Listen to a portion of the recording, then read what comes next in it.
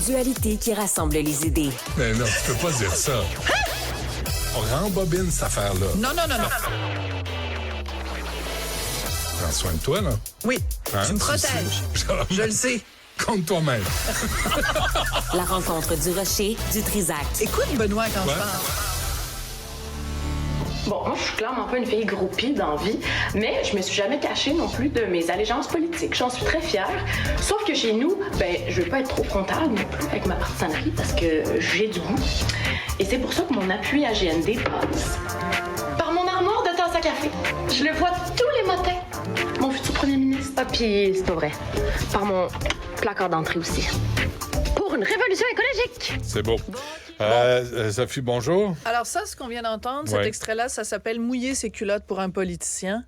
C'est correct, t'as le droit. T'as le droit.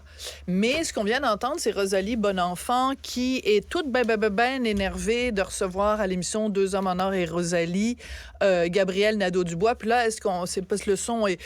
Elle se promène chez elle, puis là, elle nous montre sur sa valise ceci, cela. Elle a des posters de Gabriel Nadeau-Dubois, elle a des trucs de Québec solidaire et tout ça.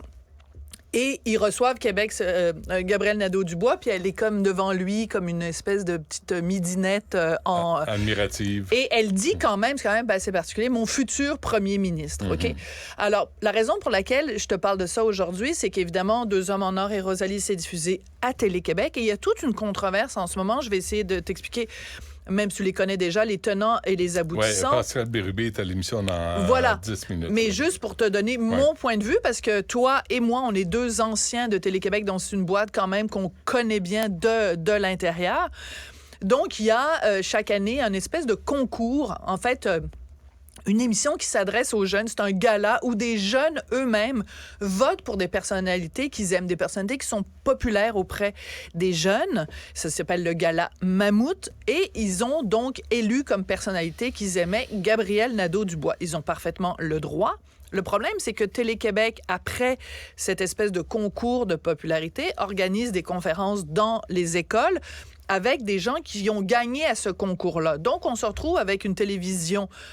Je dirais pas une télévision d'État, mais une société d'État au niveau provincial, comme Radio-Canada l'est au niveau fédéral, qui se trouve par la bande à faire de la politique. C'est-à-dire que c'est Télé-Québec qui est payé avec nos impôts, donc l'argent du gouvernement québécois, qui organise une tournée ou une présence dans les écoles du Québec d'un politicien en exercice.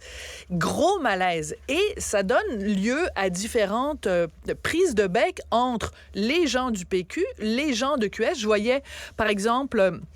la représentante de l'aile parlementaire de QS qui s'en est pris violemment à Pascal Bérubé sur les médias sociaux en disant, au lieu de s'occuper des vrais dossiers, ils sont en train de chipoter sur la présence de Gabriel Nadeau-Dubois.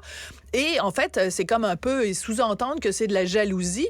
Puis ils disent à Paul Saint-Pierre Plamondon, la prochaine fois, vous avez juste à le gagner le concours, puis c'est vous qui allez être... Donc, ils ont strictement rien compris. Est-ce que les gens sont en nomination? Est-ce que c'est des noms qui sortent? Est-ce qu'il y a une liste de choix au préalable? Excellente question. Et tu savais que, je viens de l'apprendre tantôt, là, on vient de changer de nom de Télé-Québec pour Télé-Québec solidaire. Ah ouais, c'est ça. Ça vient de régler la question. Ça vient de sortir, ben oui. Donc, comme ça, parce que c'est pour ça que voilà. Alors c'est pour ça que je te sortais aussi en parallèle à ça l'extrait de Rosalie. Rosalie a parfaitement le droit d'avoir des opinions politiques. Par contre, à partir du moment où tu fais un talk show où tu interviews des gens, moi, j'ai un énorme malaise. C'est comme si, nous, ici, à la radio, moi, j'interview, mettons, je sais pas moi, Marois Risky. Puis, je veux dire, je la trouve formidable, Marois Risky. Je la trouve extraordinaire, puis je sais qu'on est plusieurs à la trouver bien bonne, Marois Risky, sur bien des dossiers. Mais quand on fait une entrevue avec Marois Risky, on se comporte pas comme des midinettes en disant « Oh mon Dieu, Marois, je vous vois, c'est vous la prochaine première ministre du Québec. Mon Dieu, je suis en train de mouiller mes petites culottes parce que vous êtes en studio. » C'est comme tu te gardes une petite gêne. Et ce qu'on a assisté de la part de Rosalie Bonenfant, moi, je trouve ça gênant que Télé-Québec ait mis ça en ondes.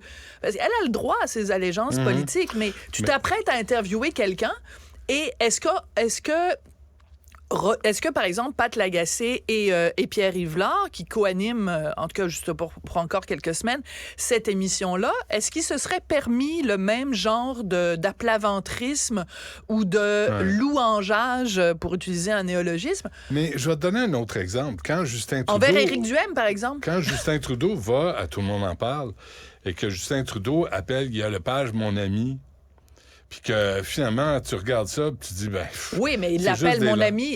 C'est juste des balles molles, tu sais. Oui. MCG essaye de le griller un peu, mais ça dure pas longtemps. Alors, tu sais, oui, mais il y a une marge quand même, Benoît. Il y a une marge. Je pense pas que Guy Lepage a reçu quelques politiciens que ce soit, y incluant Justin Trudeau, en disant, c'est mon, tu sais, parce que bon... Non, pas de cette façon-là. Pas de cette façon-là. Ce qui est odieuse. Donc, pour revenir à l'affaire de Mammouth, ce que les gens de QS ne comprennent pas quand ils reprochent au PQ d'être un peu jaloux, ou ils disent, la prochaine fois, vous avez juste à gagner le concours, ce qu'ils comprennent pas, c'est que même si PSPP gagnait le concours, PSPP trouverait ça, j'imagine, je ne vais pas parler à leur place, mais moi-même, je trouverais ça indécent que Télé-Québec, financé, je le rappelle, avec nos impôts, etc., de contribuables, organise une tournée. Parce qu'à un moment donné... Avec un parti.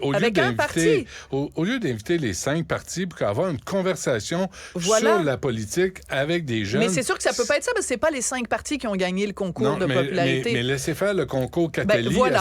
C'est pas un concours de beauté ou de popularité. Là, tu as des jeunes qui seraient peut-être confrontés à d'autres idées que celles qui sont véhiculées par les algorithmes qu'ils consultent. Ça leur ferait du bien, d'ailleurs. Et on en vient à une notion qui est quand même essentielle et que manifestement, beaucoup de gens n'ont pas encore compris. Quand on parle de la loi 21, de quoi on parle? On parle de la neutralité de l'État. Donc, attardons-nous à ce mot-là de neutralité. La neutralité de l'État, on s'y attend, pas juste dans le domaine religieux, mais dans tous les autres domaines. Une télévision qui est une télévision d'État, une télévision publique, payée avec des fonds publics, ne peut pas sortir de sa neutralité. Elle peut pas avoir l'apparence d'un conflit d'intérêts. On trouve certains politiciennes sympathiques, d'autres moins. Ça, c'est correct. Mais la job reste à faire. Puis si tu commences à avoir les yeux dans la graisse de bine parce que t'en sois un ou une plutôt qu'un autre, c'est sûr que là, tu as une entrevue de balle molle, puis ça devient une infopub, ça devient de la désinformation. À la limite, ça devient de la propagande. C'est pas ça qu'on veut, là. On veut une conversation, on veut des entrevues. Ça n'a pas besoin d'être toujours des hot seats où tout le monde s'autoflagelle. Mais on peut très, très bien, par exemple, je te donne un exemple, OK? Moi, à un moment donné, j'ai reçu ici même, à Cube Radio, Mélanie Joly, qui était à l'époque ministre du Patrimoine. Pourtant, je veux dire, les ondes, puis tout ça, ça fait partie du patrimoine. Et donc, je l'ai reçue, mais pour parler de sa volonté d'avoir un enfant, fécondation in vitro, etc., etc. Donc, on a mis de côté le côté politicien. Je n'ai pas posé de questions difficiles sur sa politique, puis tout ça. Mais on a parlé de femme à femme, d'humain à humain. Donc, quelqu'un aurait pu dire, oui, mais c'était dans un cadre humain. On le sait que les politiciens, il y a des gens qui ont une vie. J'ai fait même une entrevue avec Gabriel Nadeau-Dubois, tiens, justement, pour retrouver cet exemple-là. Ça vient de me revenir sur la paternité. Parce qu'il venait d'avoir son petit bébé, donc on a fait une entrevue où on a parlé que de ça, les nuits blanches, etc., etc. Mais j'ai pas fait l'entrevue avec Gabriel Nadeau-Dubois en disant « Hey, vous puis moi, là, on s'entend pas bien, puis je trouve que vos politiques, c'est ci, puis c'est ça. » Je veux dire, tu dois garder un quant à soi quand tu fais des entrevues avec des politiciens. Et surtout, là, on s'adresse aux jeunes. Et le problème avec les réseaux sociaux, c'est que les jeunes lisent juste ce qui leur convient d'emblée. Et nous, notre époque, on lisait des magazines dans lesquels on trébuchait sur des articles qui nous amenaient à réfléchir autrement. Voilà. Et là, on n'a plus ça avec les algorithmes. Confrontait nos idées. Oui, puis ça fait du bien. Ça t'amène à réfléchir. Tu peux continuer à penser de la même façon, mais tu as eu l'occasion de réfléchir autrement. Ouais. Mais là, ce qu'on offre aux jeunes, c'est dites-nous qui vous voulez entendre. Il va aller vous parler, vous ne serez pas micro-agressé, puis Télé-Québec solidaire va être heureux. Ouais. Fait qu'on les félicite. Tout l'organigramme de Télé-Québec font un excellent travail. C'est important de mentionner, c'est pas juste Pascal Bérubé et les gens du PQ, c'est le gouvernement lui-même est mal à l'aise parce que c'est le gouvernement qui est du gouvernement que dépend Télé-Québec. Non, eux sont mal à l'aise qu'on organise une tournée ou une présence de Gabriel Nadeau-Dubois. Il y a une dichotomie. C'est une infopub, là. On lui donne une infopub. C'est assez particulier. En tout cas, on t'écoute à 2h30. C'est ce qui reste à faire. C'est ce qui reste le mieux à faire. C'est tout. Merci. Il s'enflamme, il s'insurge, il parle avec émotion.